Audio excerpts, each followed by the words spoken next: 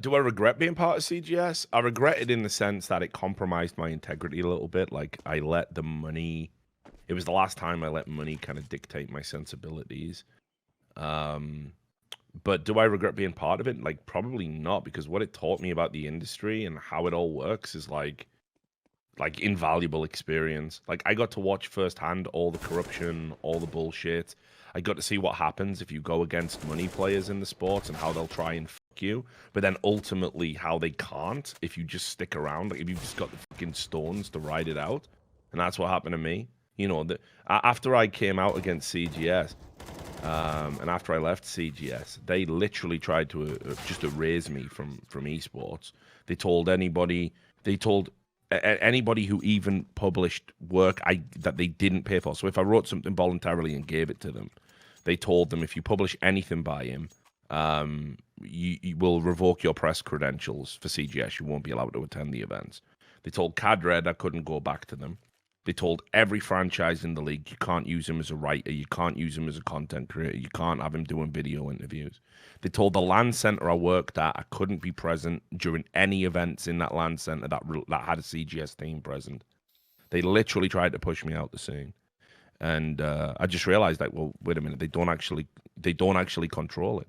They don't actually control it, and they couldn't get rid of me. I found a website that didn't give a fuck, like, and that's how I ended up at Gotfrag.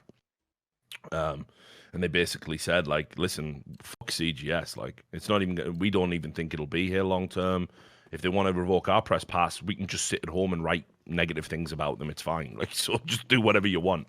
So I ended up at Gotfrag because of that. And of course, I realized, like, oh, holy shit, like, they actually can't get rid of me. Like, my voice matters. Like, so why the fuck would I ever surrender that just for a paycheck?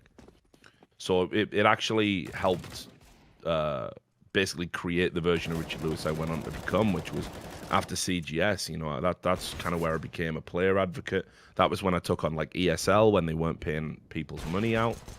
You know, I realized that I could swing for the big targets and actually win. So definitely don't regret being part of CGS.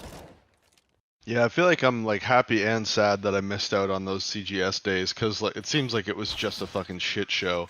Oh, definitely. But at the same time, I kind of would have wanted to see it. Like I would, you know, I would have wanted to witness it, but I never. Yeah. Well, the one thing me and Mo have never talked about on stream. We've talked about a lot of the time, you know, the fun times in CGS. You know, but I don't think we've ever talked about like the proliferation of drugs that were going on. Because it incriminates too many cool people. But drugs, he said, dude. Oh yeah, drugs. Yeah, okay. Yeah, but like because everyone was getting these like big salaries for the first time in their life, like people were fucking beaked out. Well, how much for that people actually getting? It depended, but I mean, you're probably talking about like, you know, I want to say, I think the franchise players, Fifth Lauren would know this because he was one. But I think the franchised players were on $2,000 a month, which was crazy for playing games. Huh. It's just kind of funny. Like $2,000 a month back then was considered, you know, like big salaries. Yeah, that was cocaine. And right now, that's like what semi-pro teams get. Yeah, I know, right? But obviously, you know, people had never had anything like that before. Like a salary back then was like $400. Yeah. So, you know, but people were going fucking nuts on the fucking Bolivian marching powder back then, mate. No joke. Yeah.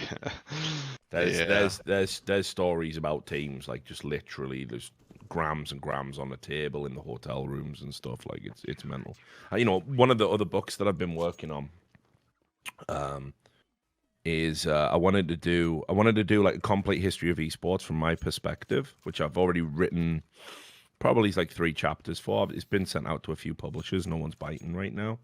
I think that'll change.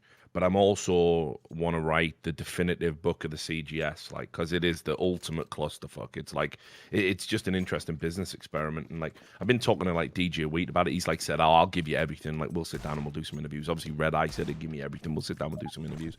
There's so many mental stories. Like how at the end of the league, just before it went bust, Lincoln Park, they went and had meetings with Lincoln Park about getting them to invest in the league, and they were interested, you know. Jesus. It's like, honestly, mate, there's so many. Later on, right? What's the investment group Lincoln Park owned that eventually invested in a team? Yeah, I can't remember now. Yeah, but they do have an ownership in the team at the moment. Yeah, but yeah, like so. Linkin Park were ahead of the curve when it came to esports. But yeah, we nearly brought them into the league. There's just all sorts of mad stories, like all sorts of just mad shit that went on at that time. We've told all the anecdotes about like how one of the executives said, the Counter-Strike has to be third person because he said he'd done a focus group, but it wasn't really a focus group. His wife had just said she couldn't understand the first person view. So this like 45-year-old woman had basically said, I don't get it. And he went, yeah, you're right. Let's make it all third person. So there's just loads of great stories. So I wanted to like basically collate it all in chronological order and make a book, you know. I let you off once before, but you still got the nerve to come back here and make